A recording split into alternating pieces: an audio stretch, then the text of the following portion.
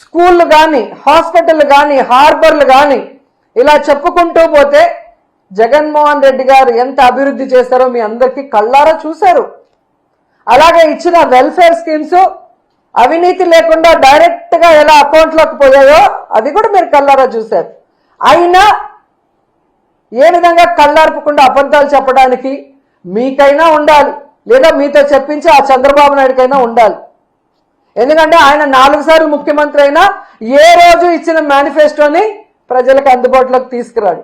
ఎవరైనా మాట్లాడితే వాళ్ళకి నాలుక మందం అంటాడు, ఎవరైనా మాట్లాడితే వాళ్ళ మీద తప్పుడు కేసులు పెడతాడు, ఎవరైనా మాట్లాడితే వాళ్ళ ఎమ్మెల్యేలు మంత్రులతో బూతులు మాట్లాడిస్తాడు. అంతే తప్ప ఆనాడు ఎన్టీఆర్ తీసుకొచ్చిన వాటినైనా ఈయన సక్రమంగా ముందుకు తీసుకెళ్లాడా? ఆనాడు రాజశేఖర రెడ్డి గారు తీసుకొచ్చినవైనా సక్రమంగా ముందుకు తీసుకెళ్లాడా? ఆనాడు జగన్మోహన్ రెడ్డి గారు తీసుకొచ్చినవన్నా ఈరోజు ఆయన సక్రమంగా తీసుకొస్తున్నారా? వాళ్ళు ప్రజల కోసం మంచి చేస్తే ఈయన అబద్ధాలు చెప్పి అధికారంలోకి వచ్చి వాటిని ఎలా తుంగలో దొక్కాడో మీ అందరూ కూడా రాష్ట్ర ప్రజలు అనుభవించారు, కళ్ళారా చూశారు.